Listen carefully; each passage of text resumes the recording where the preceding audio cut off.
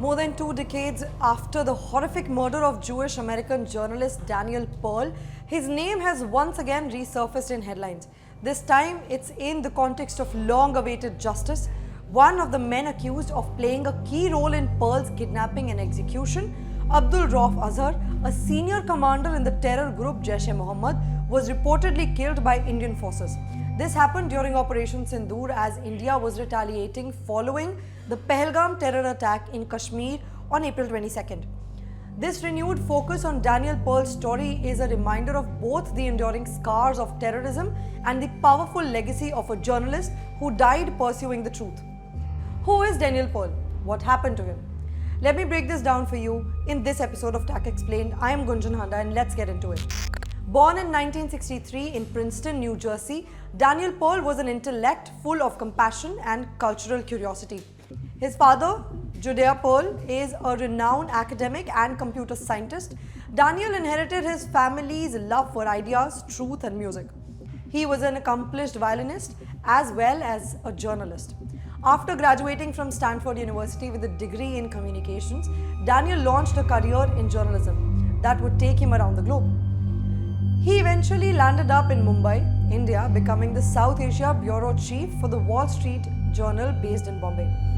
By the early 2000s, Pearl had reported on everything from Balkan conflicts to the impact of globalization on rural India. But it was in the wake of 9/11 attacks as the US launched its war on terror that Daniel found himself reporting in one of the most volatile regions on earth, Pakistan. In January 2002, while investigating connections between British-born extremist Richard Reed, also known as the Shoe Bomber, and the Pakistani Islamist groups, Pearl travelled to Karachi. He sought to trace the web of affiliations linking local militants with global jihadist networks like Al-Qaeda. Unknown to him, Pearl was walking into a trap. He had been lured by a man claiming to arrange an interview with a religious cleric, Mubarak Ali Gilani. Pearl was kidnapped near the Metropole Hotel at 7 p.m. This man who lured him was Ahmad Omar Saeed Sheikh, a British-educated jihadist with ties to Harkat-ul-Mujahideen, Jaish-e-Mohammed and even Al-Qaeda. He admitted to planning and committing the kidnapping but denied being involved in Pearl's murder. Sheikh had been on the radar of intelligence agencies for a long time, especially after his release from an Indian prison in 1999 in exchange for hostages during the flight IC-814 hijacking. Just like Masood Azhar, the founder of Jaish-e-Mohammed, Daniel was abducted on January 23, 2002. Over the next 9 days, he was held in captivity by extremists who forced him to read statements condemning US foreign policies and declaring his Jewish heritage. 9 days after his kidnapping, he was beheaded. A video was then released showing Pearl's brutal beheading by the Jaish-e-Mohammed. His final words, and I quote, "My name is Daniel Pearl. I'm a Jewish American from Encino, California." This became a haunting testament to his identity and courage. Behind the scenes, US and Pakistani investigators began to unravel the network involved in his murder. Omar Sheikh was arrested and given a death sentence in Pakistan. But this conviction was later overturned in a controversial 2021 ruling. Among the others implicated was Abdul Rauf Azhar, the deputy leader of Jaish-e-Mohammed and younger brother of its chief, Masood Azhar.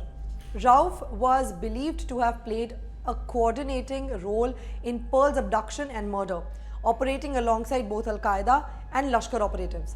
His recent death at the hands of Indian forces, reportedly during a precision strike operation, Operation Sindoor, marks a symbolic milestone in the pursuit of justice for Pearl's killing.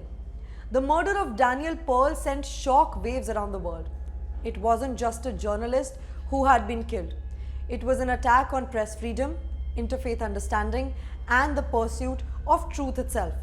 Pearl's Jewish identity was weaponized by his captors, underscoring the anti-Semitism that fueled the ideology behind his execution. In the aftermath of the tragedy, Pearl's family transformed their grief into a mission for peace. His widow, Marianne Pearl, published a memoir titled A Mighty Heart, later adapted into a film starring Angelina Jolie.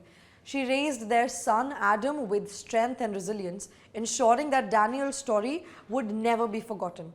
His parents founded the Daniel Pearl Foundation, an organization dedicated to fostering cross-cultural dialogue, promoting responsible journalism, and using music as a tool for unity.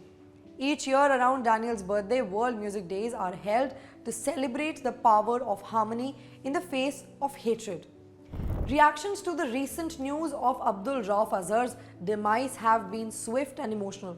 Journalist Asra Nomani, a friend and colleague of Daniel, tweeted, "Justice delayed is not justice denied. Daniel Pearl's spirit lives on in every truth-seeking journalist."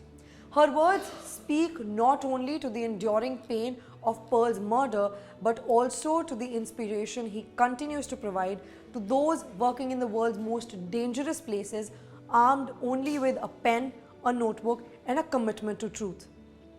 Daniel Pearl was only 38 years old when he was killed, but his story, his legacy, and his mission to bridge cultures, to report fearlessly, and to resist hate live on.